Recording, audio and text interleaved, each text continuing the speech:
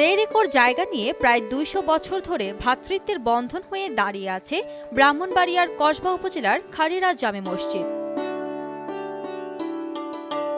জনশ্রুতি রয়েছে ১৮০০ সালের দিকে গ্রামের বুজুর্গ আলেম মাওলানা এমদাদুল্লাহ মুন্সির দানকৃত জায়গায় তার হাতেই নির্মিত হয়েছিল মসজিদটি। প্রথম ইমামও ছিলেন তিনি। সে সময় থেকেই যুগ যুগ ধরে এই মসজিদে নামাজ আদায় করে আসছেন এলাকার মানুষ।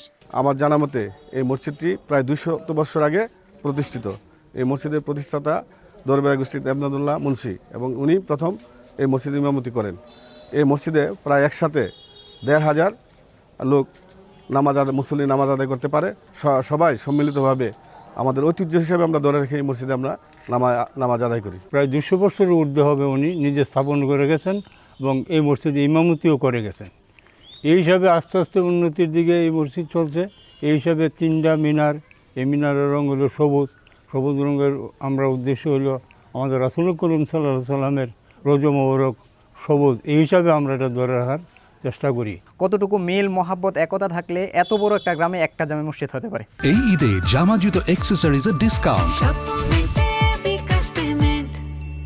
৩ গম্বুজ বিশিষ্ট মসজিদটিতে একসাথে নামাজ আদায় করতে পারেন প্রায় ১৭০০ মানুষ। মসজিদে নামাজের আগে অজু করার জন্য আছে শান বাঁধানো ঘাট ও আধুনিক অজুখানা। আছে মৃত ব্যক্তির গোসলের জায়গা ও লাশ রাখার ব্যবস্থা।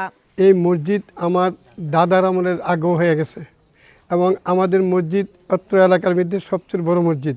আমাদের মসজিদে ১০০-র উপরে ইলেকট্রিক পাখা আছে। আমাদের মানুষ সবচেয়ে বেশি মিল থাকে এই মসজিদে এসে অনেক দূরে থেকে নামাজ পড়ি আমরা। আপনার ১৫০০ লোকের মতন মসজিদ নামাজ পড়তে পারে হতনাতারে সবসময়।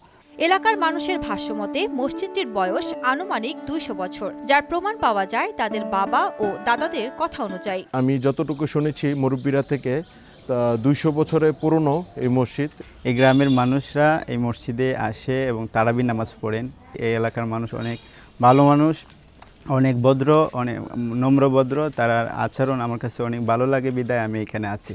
গ্রামের মানুষকে ভ্রাতৃত্বের বন্ধনে আবদ্ধ করে রেখেছে খারেরার এই জামে মসজিদ। অতীতের ন্যায় ভবিষ্যতেও একসঙ্গে মিলেমিশে থাকতে চায় খারেরা গ্রামের বাসিন্দারা।